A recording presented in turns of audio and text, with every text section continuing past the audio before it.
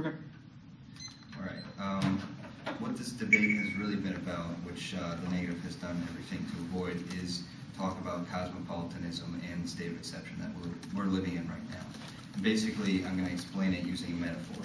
We're all on a lifeboat here. We have a lifeboat situation, but the lifeboat is sinking. There's a problem. The lifeboat's sinking, and so what can we do to save it? We can pick up the person we deem least necessary, the elderly woman who's not going to do anything and she's going to die soon anyway, and throw her overboard. Then we're all saved. That's great, but the problem with this is that we dehumanize this lady. We're not thinking about her as a member of society. We're thinking about her as a way to save ourselves, and if we're concerned with saving ourselves, we're not concerned with saving her. We're obviously dehumanizing her. But the even greater problem is that we're not just dehumanizing her, we're dehumanizing everyone in the boat. And once we decide that we can throw one person over, there's no end to it. If we're still sinking, we're going to throw over a little kid who's crippled or somebody else who's seen as useless to society, and it's not going to end until we're safe, the dominant power is safe. And that's exactly what we're solving for with our plan of overruling Supreme Court decision. And on to topicality on that. We are exactly affirming the resolution. We are overruling a case, and the direct result of that will be an adoption of international law, and which will spur cosmopolitanism, which is one of our advantages. It also solves for our harm of state of exception. And so we're doing exactly what their definition is of point of law. We're overruling the decision. The result will be that we will spur cosmopolitanism through the country, and apparently this explodes ground and their research burden, but they ran upward nearly 10 arguments against us, so I think they're doing all right with that. We haven't really taken any of their ground. They've run just about any kind of argument against this terrorist topic, and onto their business disadvantage.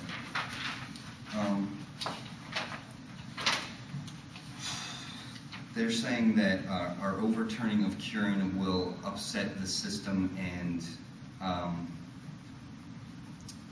cause uncertainty within the system, which will cause an economic crash and will lead to global nuclear war and cause an extinction. But as I've already said, this is not unique because it's not just going to be a decision that is unanticipated that will cause business confidence to go down. This is not something that's unique to that. So it's part of the status quo, and therefore it has nothing to do with our plan. And also, we've already had a case overturned like this. We've had the Hounding case overturned, which they brought up themselves. So did we have a crash followed by extinction by global nuclear war? No, we didn't. We've had contentious cases overturned in the past. We had the Brown decision right after we bombed Hiroshima and Nagasaki.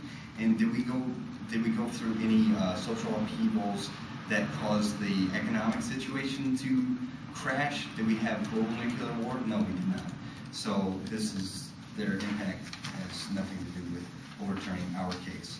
And onto their inherency and solvency arguments on the case. They say that the Democrats are in power, and this will cause a change in power, but they have no power over what the president has done, and we need to restrain the president's power by overturning this case and stopping the state of exception, and that's what we're doing by spurring cosmopolitanism, and that is why we win the round, because we're solving for the state of exception. We're solving for the dehumanization that is the root of all crimes committed across America, or I mean across the world. They're talking about nuclear extermination in their business disad. They're talking about not extending rights to win the war on terror in their terrorist disad. And really all this does is foster dehumanization, and it leads to their impact of global nuclear war. When you press that button to bomb 50,000 people, 1 million people, whatever the number may be, it's going to be a large number, and you're not going to think of each person as a person. You're going to think of them as some kind of a statement that we will not take this, we will not take losing our money, we will not take losing our power internationally. And that is the wrong direction for our government. We need to affirm the resolution and say that this idea is wrong. We need to say that spurring cosmopolitanistic discussion, which we've done in the debate round, in which we can do freely with debate, that's what's important. We need to spur discussion, and the state of exception is the root cause of it. It directly attacks discussion, because once you have a situation where you can throw anybody into jail, anybody into a Cuban prison, you, me, any kind of person labeled a terrorist, that has grave effects on our freedoms. And there's no reason why we should have this state of the other, which is created by the state of exception. We should recognize that these people are in fact humans and that there's no difference between us.